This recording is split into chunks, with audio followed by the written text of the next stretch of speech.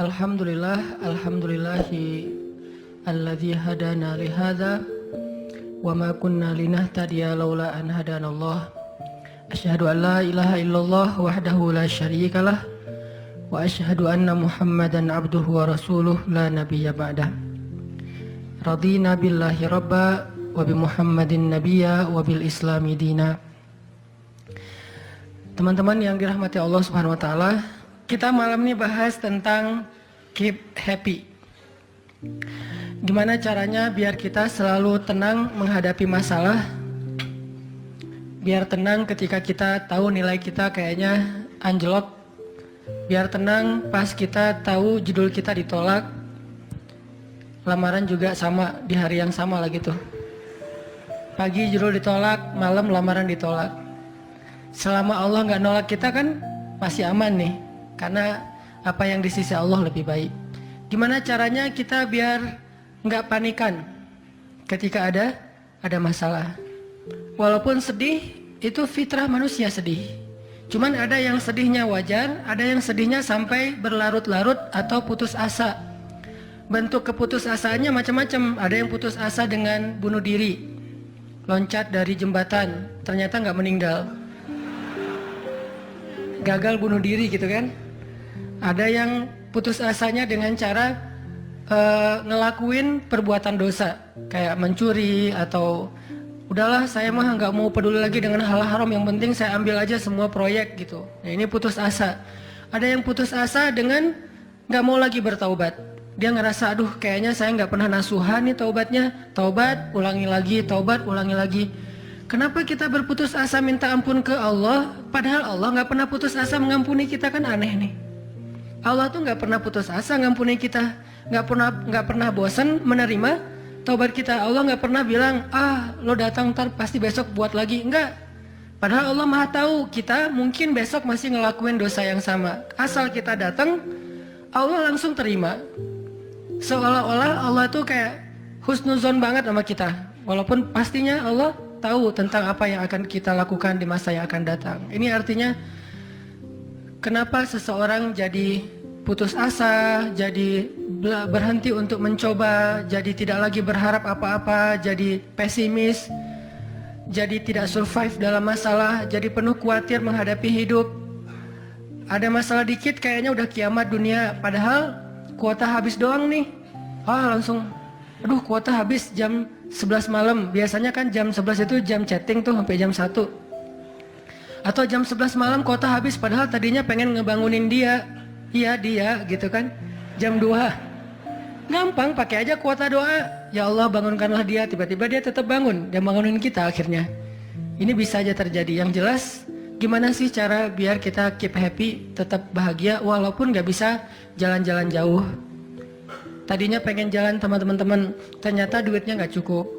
Kita lihat teman-teman kerjanya traveling aja, ke Lombok, ke Batu Karas, kerjaannya keliling aja. Dan kita aduh pengen juga ngeliat pantai, misalnya ke gunung touring sama teman-teman, ternyata tapi saya nggak punya motor, saya nggak punya uang, saya nggak punya waktu, dan seterusnya.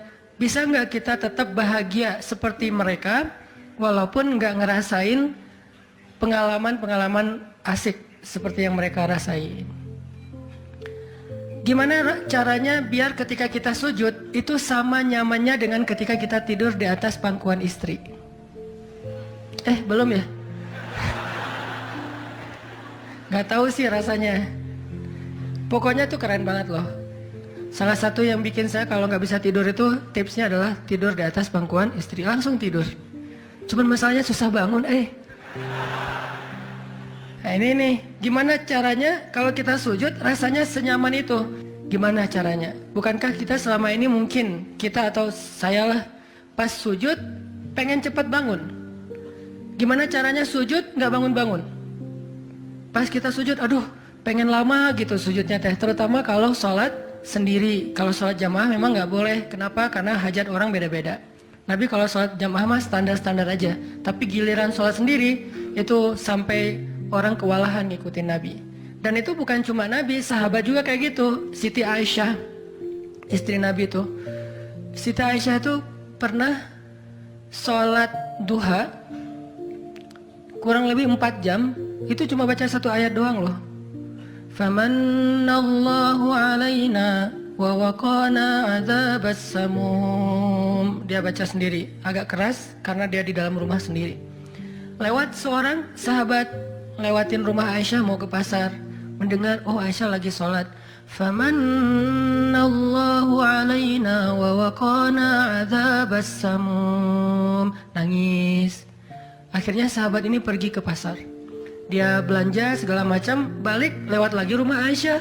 Setelah kurang lebih 2 jam, pas dia lewat lagi rumah Aisyah, dia masih mendengar Aisyah membaca kalimat Famanallahu alaina wa waqana adzabas samum. Nangis lagi. Jadi 1 rakaat dengan 1 ayat itu bisa 2 jam, 3 jam yang dilakukan oleh para sahabat. Kenapa kok betah banget? Sama kayak kita betah banget nonton film, betah banget dengerin musik kesukaan kita, diulang-ulang lagu yang sama kan ya. Mungkin satu lagu itu durasinya sebutlah 2,5 menit, 2,5 menit. Tapi diulang-ulang bisa sampai setengah jam mendengar lagu yang sama. Bukan satu album, satu lagu. Kenapa kita betah? Nah gimana caranya kita juga dapat kebetahan kayak gitu ketika dengerin bacaan Al-Quran, ketika kita membaca Al-Quran sendiri, ketika kita sholat. Sampai ada istri Nabi sholat sambil ngikat badannya di dinding. Jadi dia bikin tali ke dinding gitu, terus dia ikat badannya, sehingga kalau dia udah gak kuat lagi, dia bersandar dengan ikatan tali di badannya, saking lamanya berdiri sholat. Coba bayangin, berarti kan semalaman tuh. Kalau udah gak kuat, dia berdiri itu sambil badannya keikat di tali. Dan Nabi melihat itu menangis karena melihat kesungguh-sungguhan para sahabat dan sahabiat dalam beribadah kepada Allah. Dan itu bukan paksaan siapapun. Nabi nggak pernah maksa kayak gitu. Mereka sendiri berinisiatif. Jadi tutorialnya dibikin sendiri gitu. Duh, saya sholat kalau malam-malam kayak gini jadi agak nggak kuat. Atau saya lagi sakit nih, lagi lemas nih, lagi kurang makan. Ya udah deh, agar tetap bisa berdiri, dia ikat tali, dia ikat ke badannya, terus berdirinya kayak orang-orang setengah sadar gitu. Nah ini menunjukkan ada kenikmatan yang luar biasa yang mereka dapetin ketika mereka dekat dengan Allah Subhanahu wa taala. Gimana sih caranya biar kita bisa kayak gitu? Gimana caranya kita entertain kita itu adalah zikrullah. Boleh-boleh aja kita entertainnya nonton film, dengerin musik-musik yang positif. Entertain kita mungkin chatting, entertain kita mungkin update status, entertain kita mungkin kepoin mantan misalnya. Boleh-boleh aja selama masih wajar.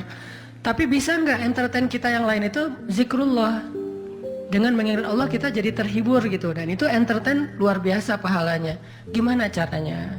Ini yang kita pengen belajar malam ini. Sehingga kita bisa tetap happy walaupun dalam keadaan tadi akhir bulan, dalam keadaan habis diputusin, dalam keadaan ditolak, dalam keadaan bingung, galau, segala macam termasuk habis pulsa. Tetap bisa happy. Pas telepon, pulsa Anda tidak mencukupi. Masya Allah gitu. Senyum gitu ya.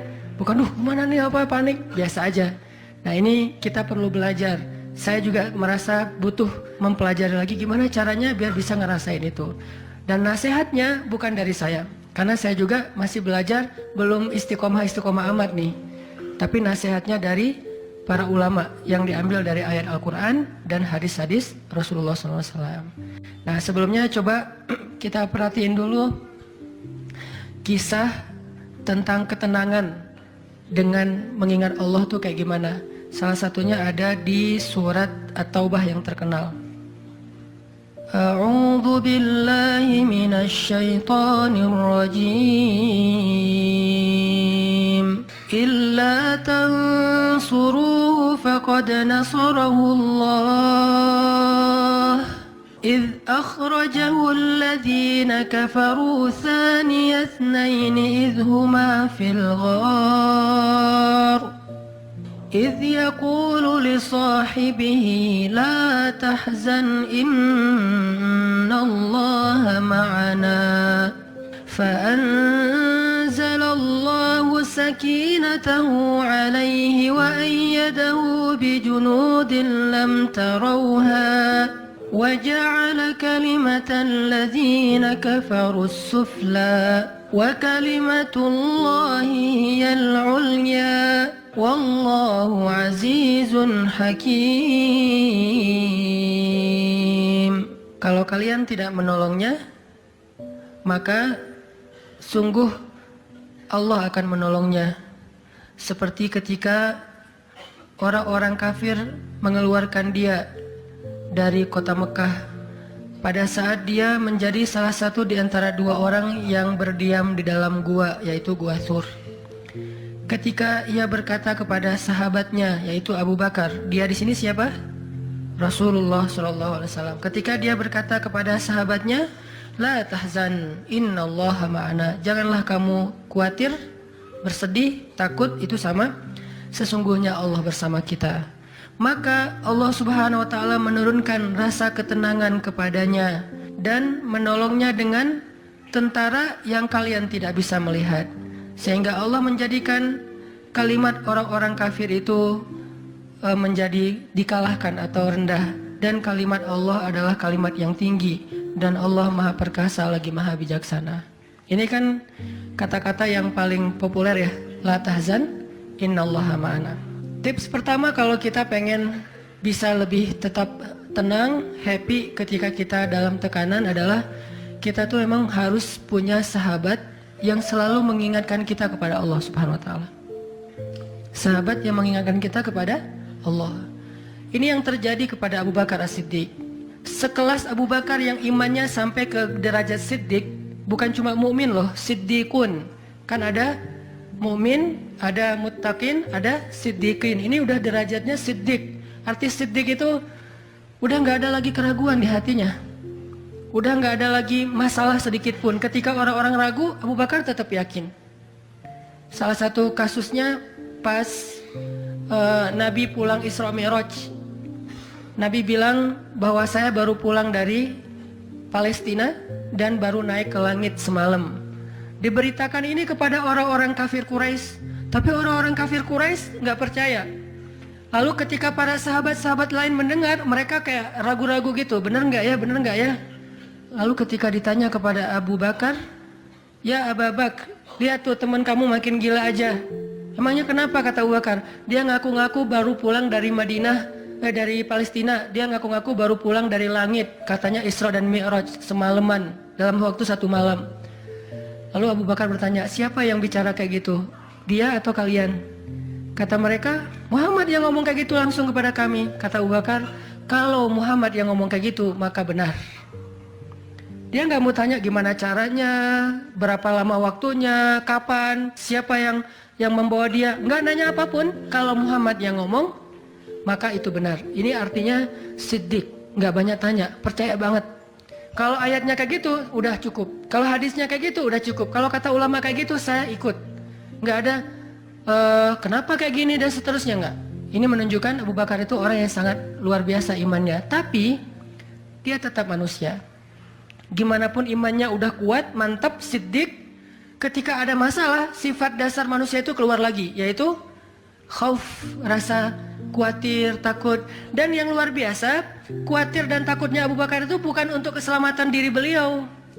Abu Bakar itu khawatir terhadap keselamatan Rasulullah SAW. Jadi bukan keselamatan Abu Bakar. Kalau kita mungkin khawatir terhadap keselamatan diri sendiri nih. Kalau Abu Bakar derajatnya khawatir terhadap gimana ya Rasul, kalau mereka ngelihat ke bawah, ke kakinya, pasti kita akan ketahuan. Karena mereka sembunyi di sebuah lubang, nggak gua sih, kecil, lubang di bukit Jabal Thur. Dan orang-orang kafir Quraisy sudah datang ke lubang itu, berdiri tepat di pintu gua. Kalau mereka ngelihat ke bawah, udah ketahuan tuh, kelihatan Rasulullah sama Abu Bakar. Sehingga Abu Bakar berkata, ya Rasulullah, kalau mereka ngelihat kita sedikit aja ke bawah kaki mereka, mereka akan menemukan kita. Gimana ini ya Rasul, saya khawatir terhadap keselamatanmu. Apa kata Nabi? Ya Abu Bakar, ma dhannuka bithnain, Allahu salisuhuma. Wahai Abu Bakar, kenapa kamu pikir kita cuma berdua? Allah yang ketiga di antara kita. Baru la tahzan, innallaha ma'ana. Jangan khawatir, Allah bersama kita. Kata-kata ini kalau diucapkan oleh orang solih pada waktu yang tepat ketika kita ngalamin satu masalah besar, itu akan luar biasa memberikan efek ketenangan buat kita. tapi waktu yang tepat. Kalau normal-normal aja kayaknya agak kurang ngaruh nih. Makanya kata-kata kayak gini itu timingnya tuh harus pas. Dan yang mengatakan orang yang memang punya aura kesolehan yang luar biasa. Sekelas Rasulullah kurang apa? Itulah sebabnya kenapa kita harus punya banyak, atau setidaknya kita punya seorang sahabat, seorang teman yang solih, yang sering mengingatkan kita. Minimal istri. Kenapa? Karena kalau kita galau dalam urusan kerjaan, nanti pas kita pulang ke rumah, yang akan bilang la tahzan innallaha ma'ana adalah pasangan kita.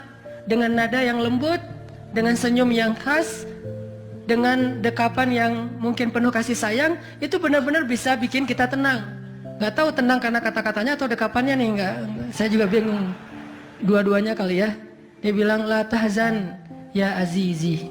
Panggilan buat suami bahasa Arabnya yang lembut tuh azizi. Bukan al-aziz ya. Al-aziz mah nama orang. La tahzan ya azizi atau ya habibi atau ya albi. Albi itu artinya jantungku. Jangan dipakai deh, biar saya aja yang pakai itu. La tahzan. Jadi misalnya kayak suami galau tentang kerjaan.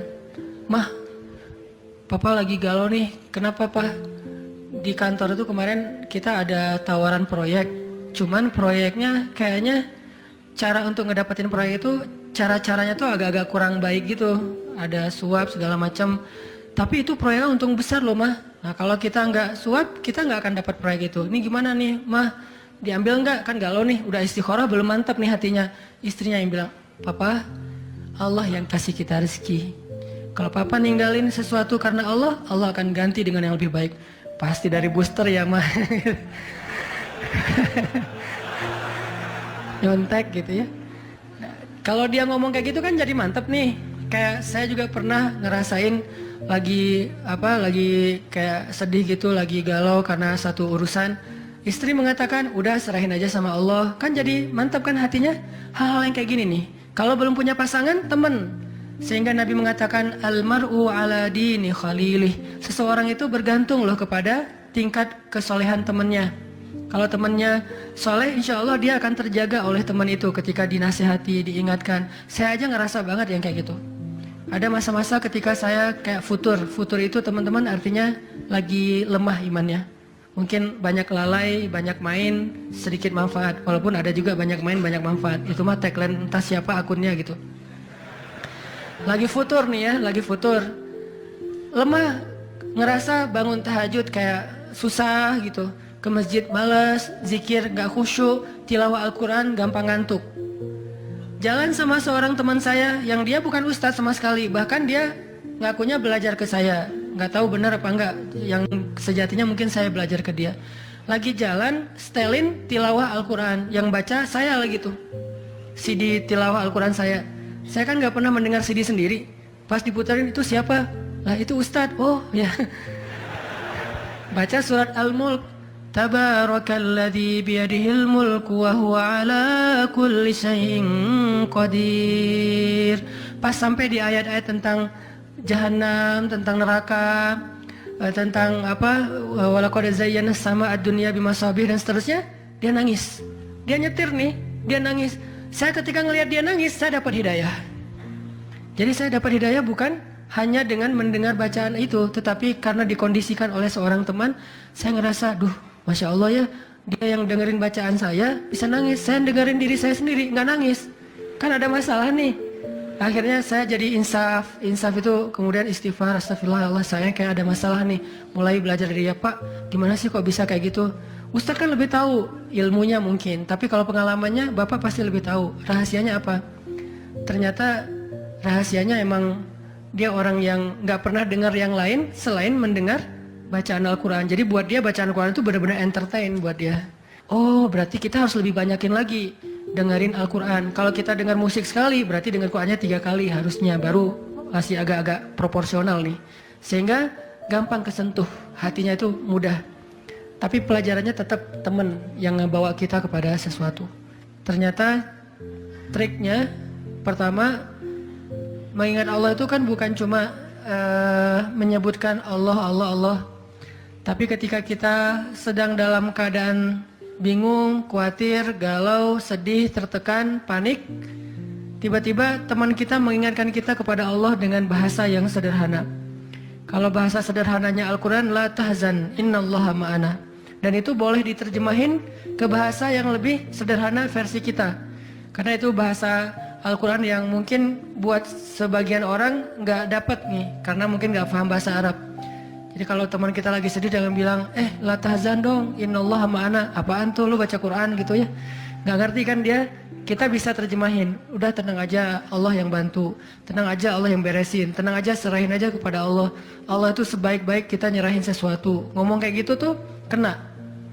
Kalau timingnya pas kita lagi ngalamin satu masalah.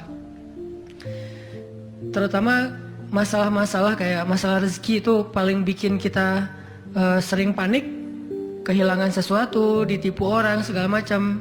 Kita bilang, udah nggak apa-apa, nanti Allah ganti yang dengan yang lebih baik. Allah yang ganti gitu, Allah yang ganti. Tenang tuh jadinya, karena kita sedang mengetuk kembali imannya di saat dia sedang butuh-butuhnya iman itu. Dan itu butuh teman yang bisa mengingatkan kita. Sehingga Nabi bilang, ciri-ciri teman yang baik itu adalah kalau kita ketemu dia bikin kita sering ingat Allah. Dia bikin kita sering ingat Allah. Coba teman-teman renungkan nih, coba dihitung-hitung. Kita kalau ketemu teman ngomongin dunia berapa sering? Terus ngomongin Allah berapa sering? Kan jarang banget kita ketemu teman ngomongin tentang Allah kan? Dan kayaknya nggak tahu juga bahannya mau ngomongin apa tentang Allah. Kita ngomongin tentang Allah yuk. Ngomongin tentang Allah, apaan tuh? Kan bingung dia tuh. Maksud lo qul huwallahu ahad gitu, atau ayat kursi. Berarti kita belum terbiasa bicara tentang Allah. Nah ini yang harus kita coba latih pelan-pelan nih. Kita lihai banget nih, bisa smooth banget masuk ke tema tentang dunia. Bisa ganti-ganti topik dan semuanya tentang dunia, tentang kuliner, tentang kerjaan, tentang jodoh, tentang kuliah, tentang pendidikan, tentang apapun, tentang teman. Bisa dengan mudah dan seru gitu ngomongin tentang dunia teh. Dan itu bukan sesuatu yang dilarang memang, cuman kok nggak seimbang kita ngomongin tentang Allah Subhanahu Wa Taala. Coba kita belajar cari teman yang udah sefrekuensi dulu. Arti sefrekuensi bukan sama-sama udah baik, sama-sama udah niat pengen memperbaiki diri, sama-sama udah punya tekad kita pengen hijrah nih. Lagi-lagi bukan merasa diri kita lebih baik dari orang lain, tapi yang udah sefaham supaya nggak banyak perdebatan. Ajak dia ngobrol tentang Allah pelan-pelan dan secara bertahap, nggak bisa langsung ngejos, nggak bisa langsung coba lo sebutin rububiyah asma Allah yang 99 apa aja, itu mah cerdas cermat ya. Tapi kita ngomongin Allah tuh baik banget loh, kemarin gini Allah aja yang diomongin. Sehari minimal kita ngomongin Allah itu sekali deh. Dan sekali itu jadi obrolan, bukan cuma mention doang ya, tapi obrolan gitu. Jadi diskusi. Sekali aja sehari dan gak harus lama, mungkin cuma 5 menit. Kalau kita gak bisa ngelakuin itu secara spontan, gak apa-apa di setting. Kita ketemu sama teman kita bikin kayak program gitu. Kita kalau ketemu pokoknya harus sekali sehari ngomongin tentang kebesaran Allah. Coba digituin. Makin sering itu makin akan nanemin satu belief faith di dalam hati kita. Sehingga ketika nanti kita ada masalah diketuk rasa iman itu cepat baliknya. Berarti kita harus cari teman yang mau menasihati kita, bicara bareng kita tentang kebesaran Allah. Dan itu yang dilakukan Nabi Musa dengan Nabi Harun ketika berdakwah yang Allah sebutin di surat Toha. Nabi Musa mau berdakwah kepada Fir'aun, minta teman supaya bisa mengingat Allah ketika lagi dalam keadaan marah. Soalnya Musa tahu, Musa itu orangnya marah. Kalau udah marah ngeri. Harun orangnya kalem, woles. Sehingga butuh seseorang yang bisa menahan amarah dan emosinya Musa. Sehingga kata Musa, ya Allah beri saya seorang teman yang bisa mendampingi saya dalam dakwah, yaitu Harun. Kay nusabbihaka katsira wa nadhkuraka katsira, supaya kami sering bisa mengingat engkau. Artinya kalau Musa sendiri marah, lupa sama Allah. Tapi kalau ada Harun, Musa Istighfar, astagfirullahaladzim. Gitu. Begitu juga nabi kecil. Ada 2 orang nabi kecil sepupuan. Siapa dia? Isa dan Yahya. Nabi Isa dengan Nabi Yahya. Anak kecil 2 orang nih. Dua-duanya keren. Dua-duanya soleh. Dua-duanya ganteng. Dua-duanya idola. Selebgram lah di masanya. Pokoknya luar biasa nih 2 orang cowok. Anak usia, kalau nggak salah Yahya waktu itu umurnya udah sekitar 10 tahun. Isa baru lahir, berarti beda 10 tahun. Pas mereka ABG beda 10 tahun tapi nyambung ngobrolnya. Pas mereka jalan kemana-mana berdua tuh, yang satu orangnya gampang tersentuh nangis yaitu Yahya, yang satu lagi orangnya tegas yaitu Isa. Sehingga kalau Isa lagi marah, Yahya yang mengingatkan Isa, tenang. Akhirnya tenang. Pas Yahya terlalu kayak baper gitu, aduh kasihan. Yahya itu kan orangnya kasihan, gampang kasihan, sehingga jadi agak-agak kurang tegas. Kata Isa, nggak bisa gitu dong. Akhirnya diingatkan. Nah ini pentingnya teman. Nabi aja butuh teman. Kalau kita mau kepo dikit nih, kenapa sih Rasulullah memilih Abu Bakar untuk nemenin hijrah? Kenapa nggak Umar gitu, supaya aman? Hijrah bareng Umar, siapa yang berani ngejar coba? Umar berdiri depan Ka'bah. Ya ayuhan nas, ya ma'syara Quraisy, wahai manusia, wahai orang Quraisy, fa'lamu anni muhajir. Ketahuilah saya pengen hijrah, kata Umar. Siapa yang pengen istrinya jadi janda, anaknya jadi yatim, tunggu saya di balik bukit itu. Ada yang berani? Diam semuanya. Coba Rasul kalau hijrah bareng Umar, enak kan? Wahai kaum, wahai orang-orang Quraisy, wahai manusia, saya sama Rasul nih mau hijrah. Siapa yang berani nunggu saya di balik bukit itu? Kalau enggak dia akan hilang kepalanya. Enggak ada yang berani kan? Kenapa Rasulullah milih orang yang lemah seperti Abu Bakar? Udah kurus, lemah, dan kaumnya kabilah yang lemah, Bani Taim. Bani Taim itu lemah kabilahnya, enggak seperti kabilahnya Umar bin Khattab. Kenapa bukan Umar? Kenapa bukan Hamzah? Hamzah itu pemanahnya para sahabat, pemanahnya orang-orang Mekah. Dan juga nggak ada yang berani sama Hamzah. Hamzah mukul Abu Jahal di depan orang banyak, nggak ada yang berani balas. Ketika Abu Jahal mukulin Rasul lagi sholat depan Ka'bah, Nabi lagi sholat digebukin sama Abu Jahal, dibelain sama Abu Bakar ikut digebukin. Akhirnya wajah Abu Bakar itu nggak dikenali lagi, saking babak belur. Itu digebukin sama Abu Jahal dan teman-temannya. Ketika Hamzah dengar berita itu, langsung Hamzah pergi ke tempat orang-orang ngumpul, dicari mana Abu Jahal, dipukulin sama sama Hamzah sekuat-kuatnya sampai berdarah-darah Abu Jahal, tapi orang Quraisy nggak ada yang berani balas. Saking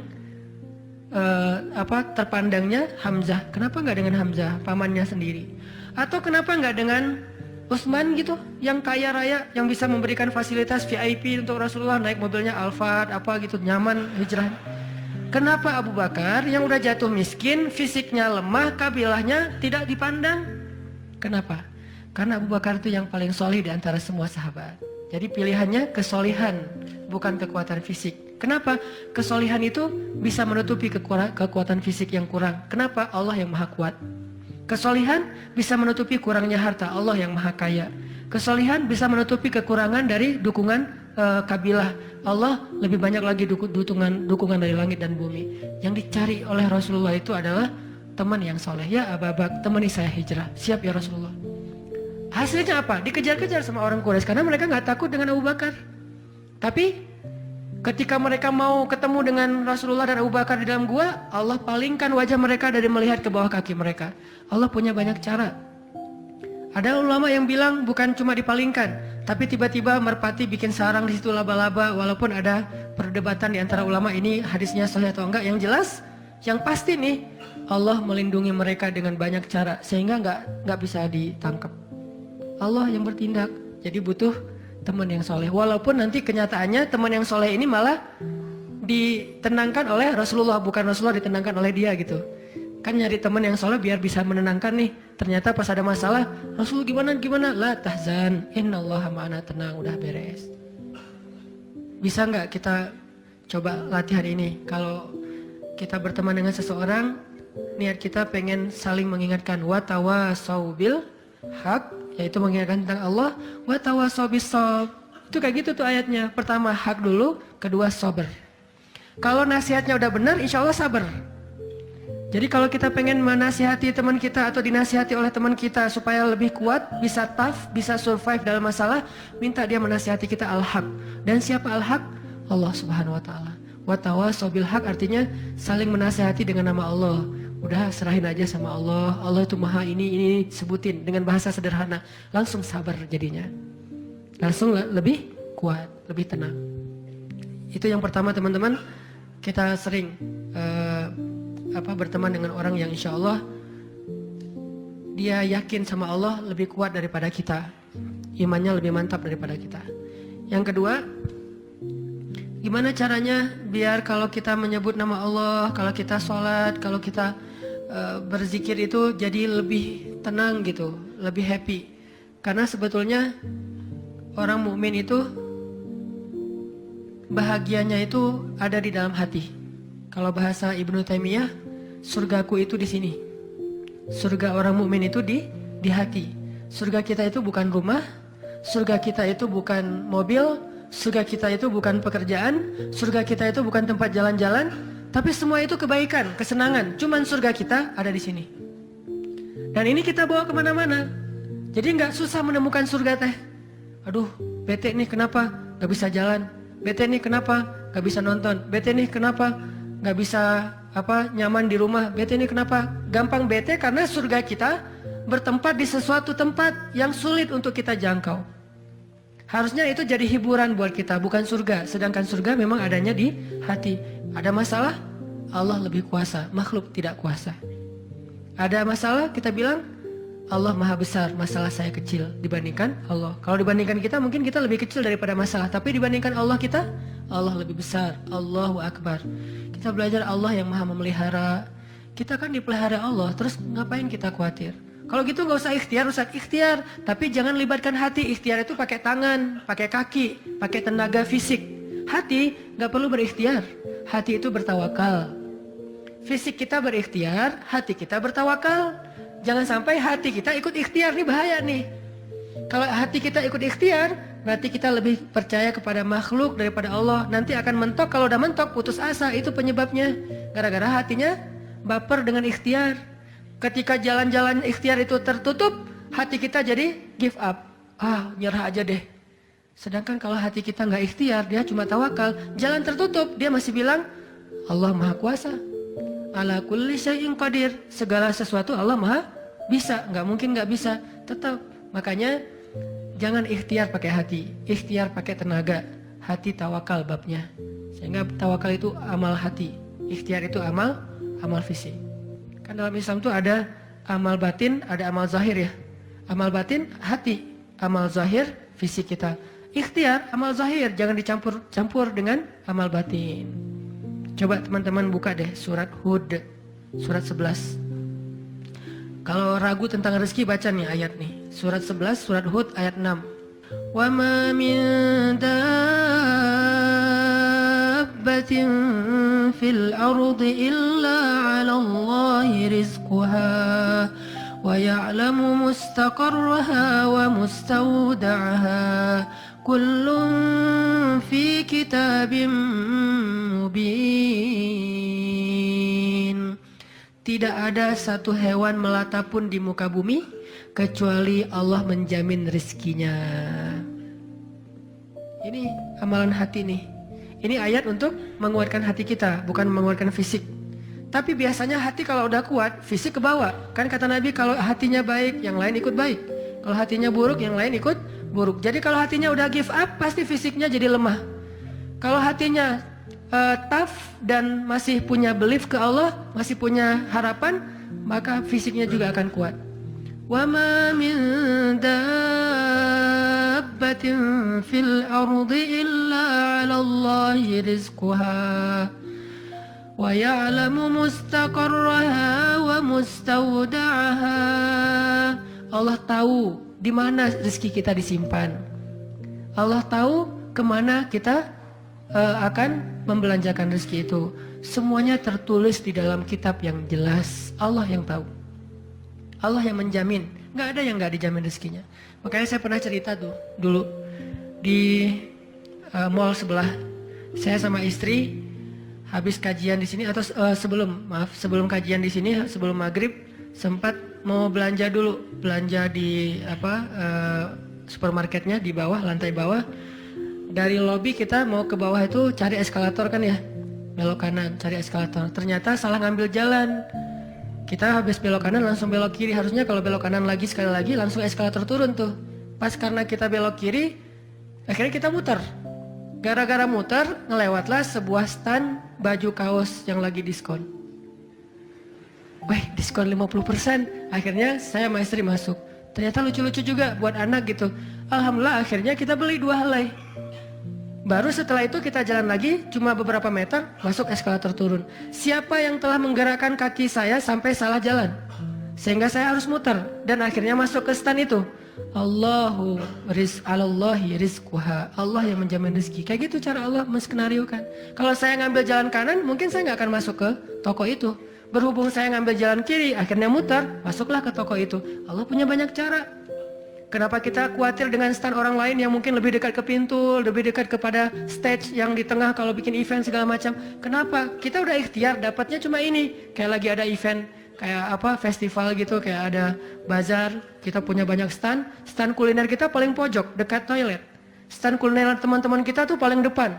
Dan di situ stage banyak acara tausiah segala macam. Oh, kayaknya di situ lebih laku. Belum tentu juga. Bisa jadi pada waktu itu banyak orang yang sakit perut atau apa akhirnya ya lewat. Aduh, ini kayak seru juga nih di sini nih, makan di sini, nggak usah jauh-jauh sambil nunggu makan. Allah yang punya cara. Saya kan pernah cerita kesasar sampai ke Cirebon. Kenapa kesasar? Ada suatu hari Minggu kayak lagu. Satu hari Minggu. Ada satu hari Minggu nih. Bingung, kita pengen keluar sama keluarga, sama anak-anak. Kita keluar yuk. Saya bilang ke anak-anak, hayo, kata anak-anak. Kemana? Ke Kota Baru aja. Di situ kan ada jam matahari tuh. Kita lihat jam matahari. Hayo, naik mobil, masuk tol nih. Pas sudah masuk tol Paster, berubah pikiran. Terlalu dekat, nggak berasa liburan ya. Ya, terus mau kemana? Ke Jakarta aja yuk, ke Ancol. Ada pantainya. Oh, ayo ke Dufan. Jalan, akhirnya nggak jadi belok pada larang, lurus. Niatnya ke Ancol. Sebelum Cikampek, berubah lagi pikiran. Ancol mah pantainya gitu-gitu aja ya, udah pernah ya.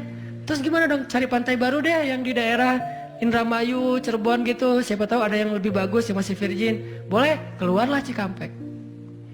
Waktu itu belum ada tol Cipali ya. Keluar Cikampek, akhirnya nyisir Subang, Indramayu, nggak dapat pantai yang kita nyaman nih. Berhenti sebentar, oh nggak nyaman, ini banyak sampah. Akhirnya jalan lagi sampai dari pagi keluar, asar makan empal gentong di Cirebon.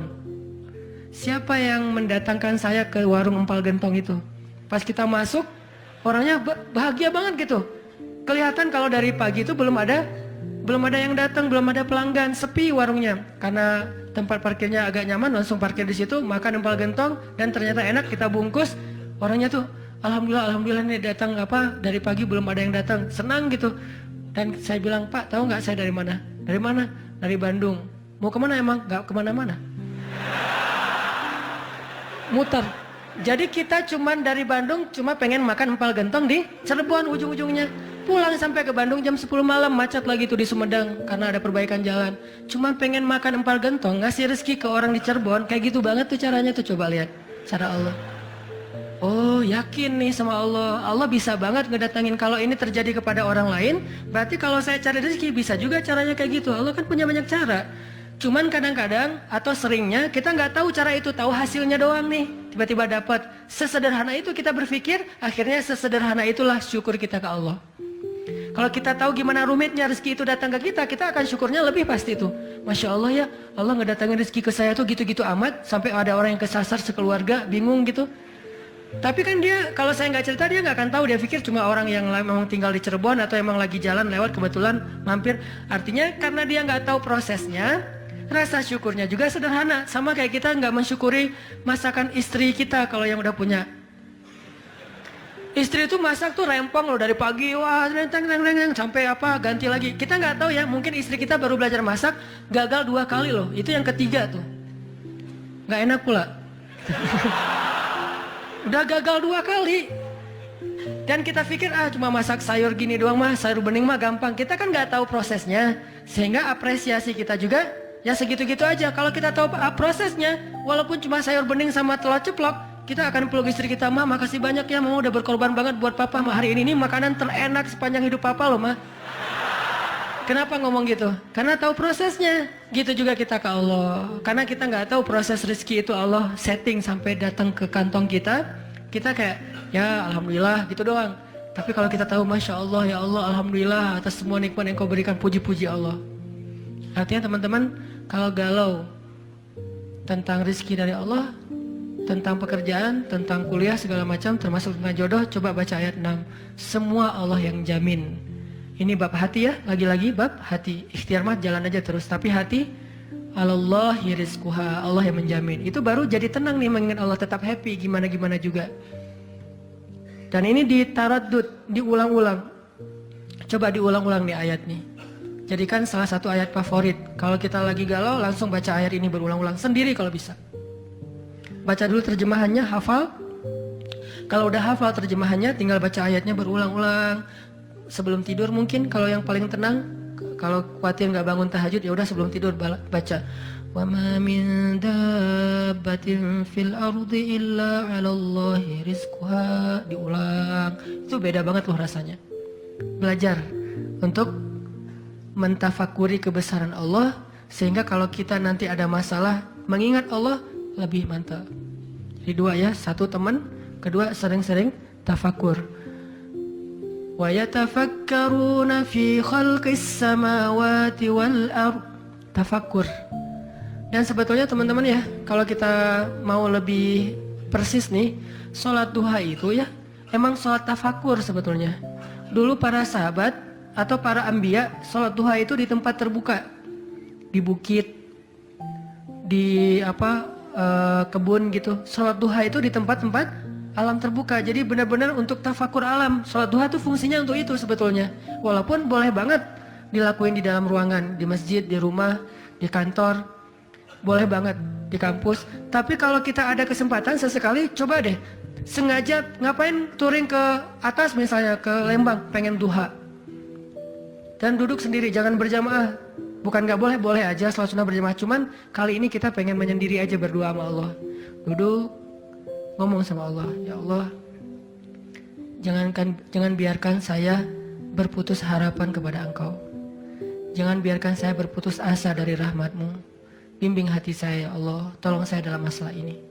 Engkau maha kuasa, siapa lagi yang bisa nolong saya selain Engkau? Ngomong kayak gitu sama Allah, yang romantis, yang akrab gitu. Jangan sampai kita ngomong ke Allah tuh kayak orang gak kenal. Cuman copy paste, Rabbana atina fid dunya hasanah fil akhirati hasanah wa qina azabannar. Amin. Udah kayak gak kenal gitu. Ngomong sama Allah itu akrab, ngomong ya Allah gimana nih, saya ada masalah kayak gini, curhat sama Allah. Itu beda loh.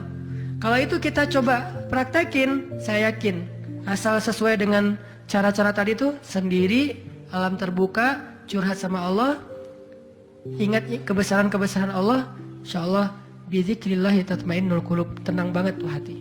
Saya kadang-kadang mempraktekkan itu walaupun nggak di alam terbuka banget, tapi minimal mencoba untuk menyendiri gitu. Rasulullah kalau lagi ada masalah sama keluarganya menyendiri di masjid kan, duduk di mihrab berzikir pada Allah, ya Allah, ya Allah, Engkau lah yang maha penyabar, saya tidak sabar. Terus curhat sama Allah, kayak anak pulang curhat sama ibu, gimana rasanya? Kan tenang kan? Kayak kita curhat sama teman pasti beda. Cuma emang yang paling indah curhat sama ibu atau sama ibunya anak-anak. Itu beda banget tuh. Nah harusnya kita curhatnya ke Allah kayak gitu tuh. Tapi jangan bilang mah, tapi angkat tangan salah, bukan mah, ya Allah gitu. Allah dipanggil mah, jangan. Karena terlalu menjiwai pengen punya ya. Ustadanan mah ngebully wae. Tapi benar loh teman-teman, saya tuh membuktikan kata Allah setengah agama itu benar. Agama itu rasanya hati kita itu kayak belum sempurna sebelum ada Dia. Jadi gimana pun solehnya tuh kayak ada yang kurang gitu. Apa ya yang kurangnya di hati saya? Apa ya? Ternyata namanya belum tertulis, nggak jelas juga namanya siapa gitu. Kalau udah ada itu beda banget. Curhat, ngobrol, jalan, dan kalau dia orangnya soleh, pas lagi galau dia yang langsung mengingatkan kita. Kalau perlu dia yang membangunkan kita. Tahajud berdua yuk. Hayu tahajud berdua. Jangan panjang-panjang ya baca ayatnya. Ya siaplah. Kalau dia request kan siap ya, bacanya jangan panjang-panjang. Kalau teman-teman yang request, kalian mah juga baju hijrah aja udah kayak gitu. Lihat nih gua nih salat tahajud nih 15 juz. Luar biasa ya. Kalau istri biasanya lebih kasih sayang. Kasihan nih istri saya seharian capek nungguin sambil tidur-tiduran gitu.